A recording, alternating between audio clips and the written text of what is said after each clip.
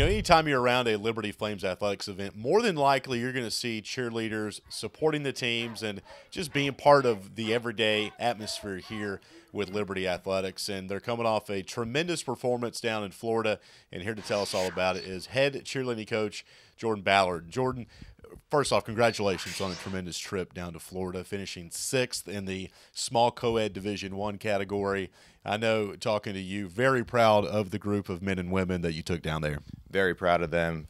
This year, the team really pulled together. We worked hard, of course, but there's just something about this year. The team was excited to perform. They were excited when they took the mat. They knew that they had a routine that would draw a lot of attention, that was among the top routines. And then after our prelim performance, the team stormed off the mat. They were just so excited. And when I got the score sheets back a few minutes later and saw that we were up at the top, we were up at 4th place, and there's just a small gap between us and the top teams, the team knew that, that we're a respectable team and a respectable program. And so it was just very exciting. How much planning, and as far as the choreography goes, into developing a routine that you put on in front of the whole country? A lot of time, a lot of thoughts. You got to consider skills that you have, skills that you're going to try and attain, because you just have a short window. We just have about 3 months in the fall when we really focus on nationals. So think about what you have, what the team has as far as tumbling, baskets, stunts, pyramids. And then this year I really tried to play the score sheet. In years past we had received low scores in certain areas, and we'd pondered about how to raise those scores. And so with our cheer, we had always received somewhere around the range of 23, 25 out of 35. And so we tried to play the score sheets and really focus on those things that were there, such as the use of signs and poms and megs. That's 5 points. And so we have all the girls with pom-poms. We got all the guys on megaphones. We got a kind of a sign formation going on. So really tried to customize the routine that way. And then we upped the difficulty with our stunts and pyramids this year, trying to get higher marks there, which we did. We've always been in kind of the 7, 8 range on the difficulty level for stunts and pyramids, and this year we got up to 9, so it was really great. And then baskets and tumbling, it's always been kind of a middle of the pack status for us, but our girls learned new baskets this year, and so we scored higher marks in baskets and tumbling than years past as well.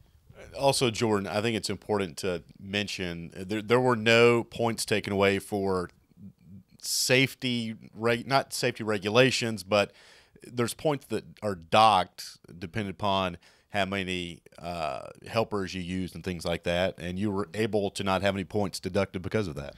That's correct. This year, the cheer organization implemented a new safety deduction system. Basically, you lose extra points if you have a stunt drop or fall. You lose points if you have a pyramid collapse or if you have any kind of tumbling, hands down or things like that. And in years past, that would have showed up in your execution. You would have just received lower marks in execution. But this year, they added on top of that, an extra deduction. And after prelims, and I received our score sheets, and we had 0 points for any, deductions or bobbles or falls and things like that. It was great. And every year, of course, we want to have a clean routine. You want to have a routine that the team can hit and perform and do with confidence. But you also have to have the difficulty. So you have to take some risks in there. You have to put things in there, and it's always a challenge. The week before to hit full-out routines without any drops and things like that. But this year, after prelims, and we had 0 points on deductions, it was great.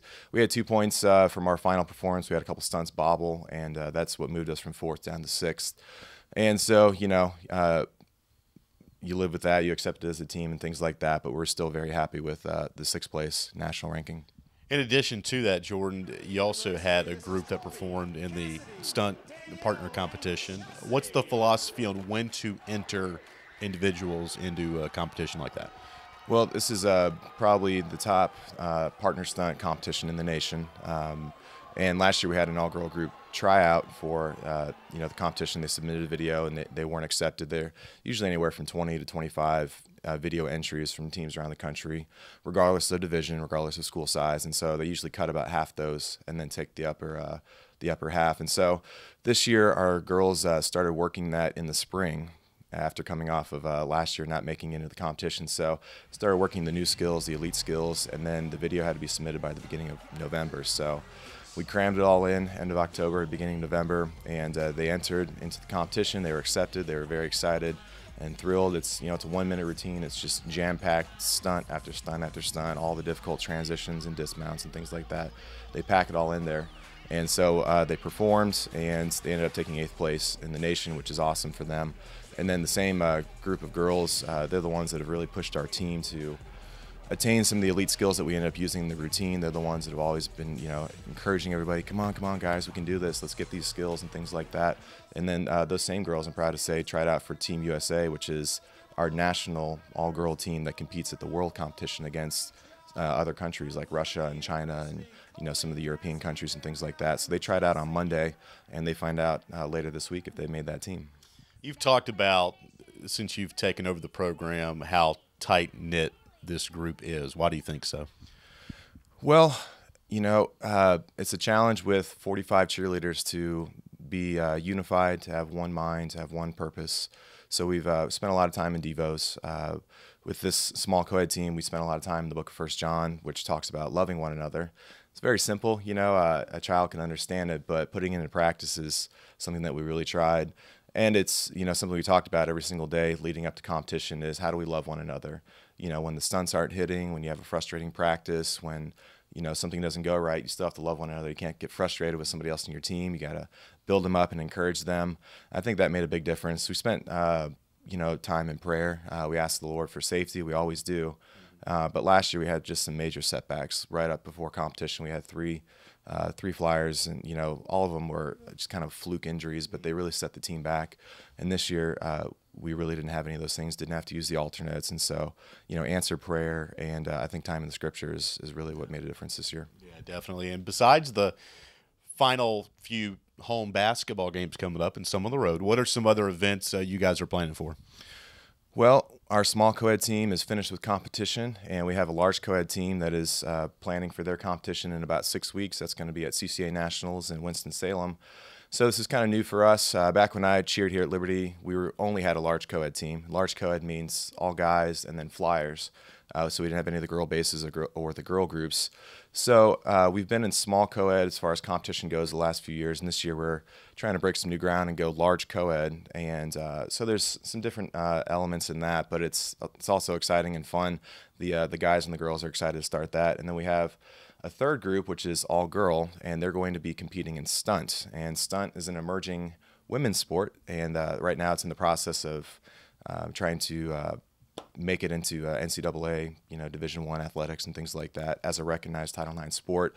So they've advertised for it the last few years at camp, and we're trying to get into that this year so that our girl cheerleaders, the bases and flyers, can really shine and do their skills. It includes jumps, tumbling, stunts, baskets, pyramids, a whole routine, and so we'll be competing up north, up in Delaware, and hopefully up at Villanova against some of those teams up in the Northeast. So finishing 6th in the country in your division. Any hardware that came back with you guys? Of course. We have a nice trophy down there on my desk, and very proud of that. And the girls in the partner stunt competition have their trophies. And then, one of the I would say probably the most important thing that we have as a team is our goal of honoring the Lord, no matter win or lose. And so, of course, we want to win. I'm very competitive, and so are the people on our team. We don't go down there to lose; we go down there to win. And we want to do our very best, and that's important. But, whether you win or lose, we want to honor the Lord. So we've talked about that a lot leading up to this, and that'll continue through the spring since we have more competition to go. And how do you honor the Lord whether you win or lose? By loving one another on the team, by being an example of Christ to the other schools that are at the competition that don't know the Lord. That was a major goal of ours, is just to be a shining light for Christ. And then when you do get the win or when you do well, then you give glory to God. So that's been something that I'm really proud of our team for, and that we want to continue this semester as well. Yeah, we're proud of you, Jordan, and your team, and we appreciate the update. Thank you. That's head cheerleading coach Jordan Ballard. I'm Alan York for the Liberty Flames Sports Network.